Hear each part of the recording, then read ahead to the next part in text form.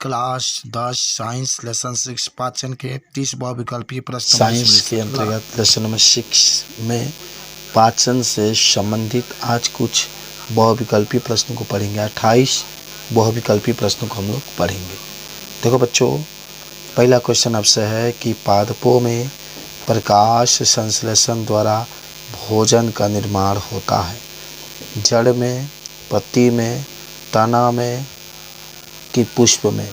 तो देखो इसका आंसर होगा प्राय बी नंबर सही है। देख रहे हैं आप लिख सकते हैं कि प्राय पादपों के पत्तियों में प्रकाश संश्लेषण के द्वारा भोजन का निर्माण होता है। दूसरा हमारे पास क्वेश्चन एक आ रहा है, कह रहा है कि निम्नलिखित समीकरणों में से कौन सी समीकरण को प्रकाश संश्लेषण प्रक्रिया का समीकरण माना जाता है? पहला आपका है 6CO2 भारे H2 ग्लूकोज ऑक्सीजन और जल। सी नंबर विकल्प आपका सी है, क्योंकि कार्बन डाइऑक्साइड जल हम लेते हैं, सूर्य का प्रकाश होता है, नीचे पानहरीम होता है और ग्लूकोज जल और ऑक्सीजन गैस हमको प्राप्त होता है। ठीक है, तो सी नंबर विकल्प हमारा सही हो गया बच्चों। देखो अब आते हैं हम लोग क्वेश्चन नंबर नेक्स्ट, और क्वेश्चन नंबर हमारे पास आता है 3 नंबर ये कहता है कि प्रकाश संश्लेषण क्रिया में ऑक्सीजन गैस निकलता है कार्बन डाइऑक्साइड से, जल से, वायु से या पर्णहरिम के विघटन से। तो आप इसका उत्तर कह सकते हैं कि जो जल निकलता है जल से निकलता है, क्योंकि जल का सूत्र आप सभी लोग जानते होंगे H2O होता है, तो इसी में आपके ऑक्सीजन उपस्थित निकलता है। 4 नंबर आ जाओ, प्रकाश संश्लेषण क्रिया का अंतिम उत्पाद क्या होता है? प्रोटीन दिया है, वसा दिया है, मंड दिया है, खनिज लवण दिया है, तो हम इसमें मंड लिख सकते हैं। यानी याद रखना कि प्रकाश संश्लेषण का जो अंतिम उत्पाद होता है वह मंड होता है। आ जाओ बच्चों, क्वेश्चन नंबर 5 हमारे पास है, हरित लवक के स्ट्रोमा में कौन सी क्रिया होती है? कई बार क्वेश्चन है, हरित लवक के स्ट्रोमा में कौन सी क्रिया होती है? तो उत्तर हो जाएगा, देखो पहला लिखा है प्रकाशिक अभिक्रिया, दूसरा है अप्रकाशिक अभिक्रिया, तीसरा है दोनों, यानी प्रकाशिक और अप्रकाशिक में से कोई नहीं, तो अप्रकाशिक अभिक्रिया होती है। तो हरित लवक के स्ट्रोमा में क्या होती है? अप्रकाशिक अभिक्रिया होती है बच्चों। क्वेश्चन नंबर 6 है कि रंध्रों के द्वार कोशिकाओं की संख्या पाई जाती है। जो रंध्र होते हैं आप पढ़े थे बायोलॉजी में ना, इसमें द्वार कोशिकाओं की संख्या पाई जाती है 1, 2, 3, 4, तो 2 आपका सही हो जाएगा। एक ऊपर होता है, दोनों साइड में होते हैं, तो 2 जो होते हैं द्वार कोशिकाएं पाई जाती है। अगला कहता है पादपों में वायु प्रदूषण कम करने वाली प्रक्रिया है श्वसन, प्रकाश संश्लेषण, वाष्पोत्सर्जन की प्रोटीन? तो आपका होगा प्रकाश संश्लेषण। देखो आप जानते होंगे जो प्रकाश संश्लेषण की क्रिया होती है इसमें कार्बन डाइऑक्साइड को ग्रहण किया जाता है, इसीलिए ये जो होता है क्रिया प्रकाश संश्लेषण जो होता है वायु प्रदूषण को कम करता है। अच्छा, क्वेश्चन नंबर नेक्स्ट आपका है कि मनुष्य में कृंतक या छेदक दांतों की संख्या कितनी होती है? तो 4 होती है। बच्चों आप पढ़े थे ना कि जो मनुष्य होता है, देखिए कई बार क्वेश्चन पूछा जाता है कि मनुष्य में कितने प्रकार के दांत पाए जाते हैं? तो हम लोग कहते हैं कि मनुष्य में 4 प्रकार के दांत पाए जाते हैं, कृंतक, रदनक, चौड़क, अग्रचौड़क। तो 4 संख्या होती है कृंतक की। 9 नंबर क्वेश्चन आपसे है, मनुष्य में कृंतक दांतों की कार्य होता है भोजन का कुतरना।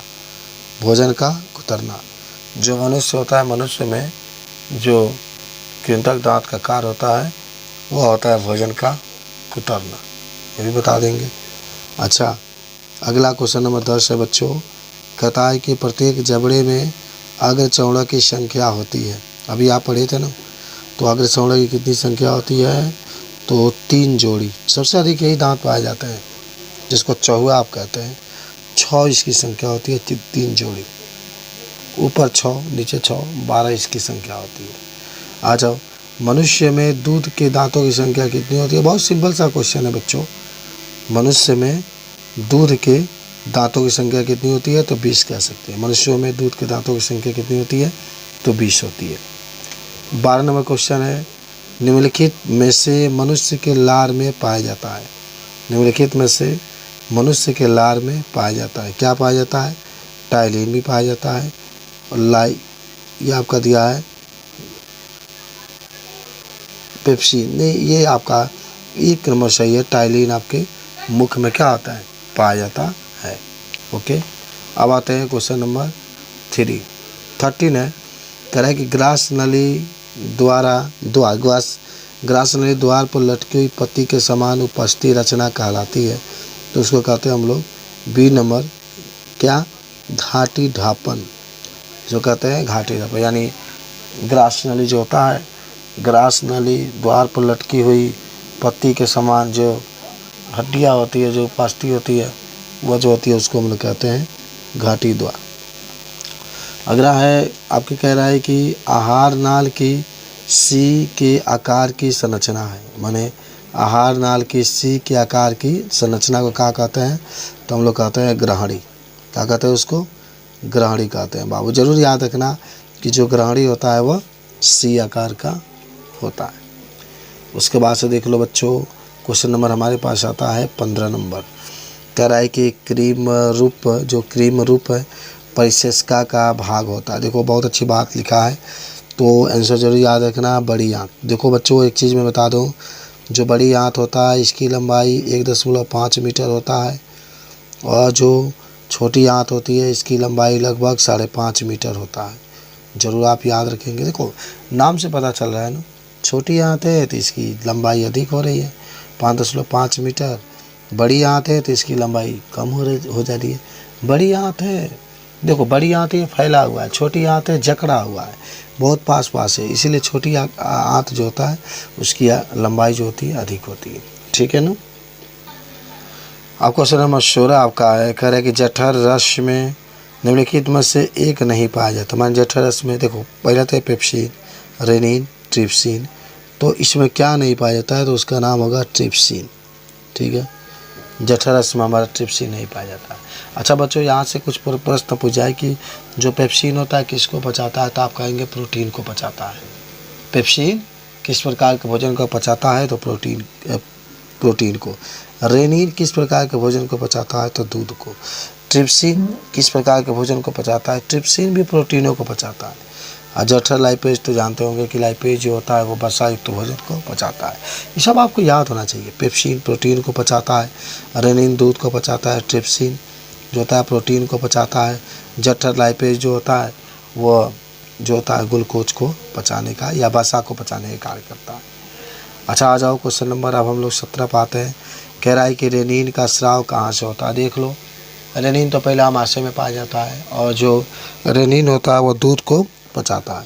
तो कह रहा है रेनिन का स्राव कहाँ से होता है, तो आप कहेंगे कि रेनिन का जो स्राव होता है वो जठर ग्रंथि से होता है। देखो जठर ग्रंथि के बारे में बता देते हैं कि आमाशय होता है, आमाशय से जठर रस निकलता है, उसी से जठर ग्रंथि निकलती है और आमाशय में ही रेनिन पाया जाता है और ये दूध को पचाता है। उसके बाद से हमारे पास एक क्वेश्चन है, यकृत स्रावित करता है कौन सा, यकृत से कौन सा रस निकलते हैं, तो पीत रस निकलते हैं। अच्छा एक चीज़ और हम बता देते हैं यकृत के बारे में।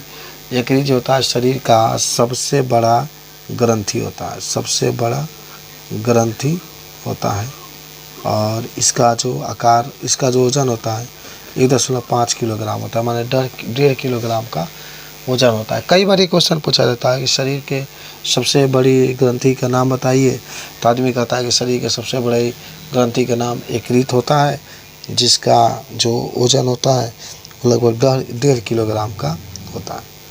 उसके बाद से एक और क्वेश्चन आपसे है, एमाइलेज एंजाइम क्रिया करता है किससे, तो कार्बोहाइड्रेट पर। आपको याद होगा कि जो एमाइलेज एंजाइम होता है वह कार्बोहाइड्रेट को पचाने का कार्य करता है। 20 नंबर क्वेश्चन आपसे, ट्रिप्सिन किसके पाचन में सहायता करता है, तो ट्रिप्सिन प्रोटीन के पाचन में सहायता करता है। अभी मैंने जस्ट आपको ऊपर ही बताया था कि जो पेप्सिन होता है, अगर आपसे ट्रिप्सिन होता है, कोई पूछेगा ट्रिप्सिन कहाँ पाया जाता है, तब कह सकते हैं सर ट्रिप्सिन जो होता है शरीर के अंदर पाया जाता है और जो प्रोटीन युक्त भोजन होता है उसको पचाता है। ट्रिप्सिन एंजाइम पाया जाता है, पूछ रहा है कहाँ पाया जाता है, तो अग्नाशय में पाया जाता है, याद रख लेना। समझ रहे हैं? ट्रिप्सिन जो एंजाइम होता है वो कहाँ पाया जाता है, तो कह सकते हम लोग कि अग्नाशय में पाया जाता है। अच्छा, अगला क्वेश्चन है, कह रहा है कि अग्नाशयी रस किसके पाचन में सहायता होता है, तो आप कह देंगे प्रोटीन को भी पचाता है क्योंकि अग्नाशय में ट्रिप्सिन पाया जाता है, प्रोटीन और वसा क्योंकि अग्नाशय में लाइपेज भी पाया जाता है, और अग्नाशय में ये माइलेज भी पाया जाता है। यानी इसका जो विकल्प होगा सही सभी होगा, सभी को पचाने का ये कार्य करता है। ठीक है। अच्छा, क्वेश्चन नंबर 23 आ जाओ। वह एंजाइम जो सुक्रोज की ग्लूकोज तथा फ्रक्टोज में बदलता है, वह एंजाइम जो सुक्रोज को ग्लूकोज तथा फ्रक्टोज में बदलता है, तो उसका नाम होगा सुक्रेज। सुक्रेज जो एंजाइम होता है वह सुक्रोज को ग्लूकोज में बदल देता है। ठीक है। अच्छा, इसका रिएक्शन लिखेंगे ना सुक्रोज का, तो बना लेंगे, कोई दिक्कत नहीं। और उसके बाद से एस्टिएप्सिन एंजाइम क्रिया करता है, तो आप बता सकते हैं वसा पर। वसा को बहुत शरीर में पाचन होता है, लाइपेज भी वसा को पचाता है। आप जरूर इसको याद रखिएगा कि जो लाइपेज होता है वह वसा युक्त भोजन को पचाने का कार्य करता है। ठीक है। अच्छा, आ जाओ। कह रहा है कि मनुष्य के शरीर में कौन सी सबसे बड़ी ग्रंथि है। अभी जस्ट मैंने बताया कि यकृत है, जिसका वजन देखो यहाँ पर लिखा गया है 1.5 किलोग्राम होता है। तो मनुष्य के शरीर में जो सबसे बड़ी ग्रंथि होता है उसका नाम होता है यकृत, जिसका वजन लगभग 1.5 किलोग्राम होता है। ओके। अच्छा, एक और क्वेश्चन है, कह रहा है कि पित्त का निर्माण होता है। देख रहे हो, कह रहा है कि पित्त का निर्माण होता है, तो पित्त का निर्माण यकृत में होता है। समझ रहे बात को? पित्त का निर्माण किस में होता है? यकृत में जो होता है पित्त रस निकलता है, पित्त का निर्माण यकृत में होता है, और ये वसा युक्त भोजन को पचाने का कार्य करता है। ये भी याद रखिएगा बच्चों।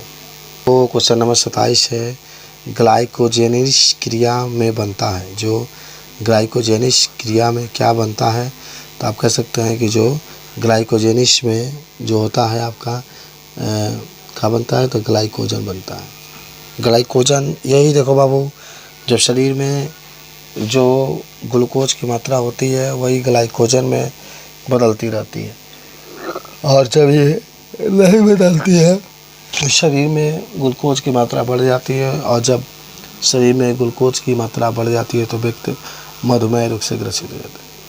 और एक और क्वेश्चन है, आहार नाल के पेशीय संकुचन को क्या कहते हैं। आहार नाल की जो पेशीय संकुचन को क्या कहते हैं, तो आपका उत्तर हो जाएगा क्रमाकुंचन गति कहते हैं। तो बच्चों, आज हम लोगों ने 28 क्वेश्चन देखे, बहुविकल्पी देखे। मुझे उम्मीद है कि वीडियो आपको पसंद होगा। ज्ञान कोचिंग सेंटर में आप आइए, पढ़िए। धन्यवाद।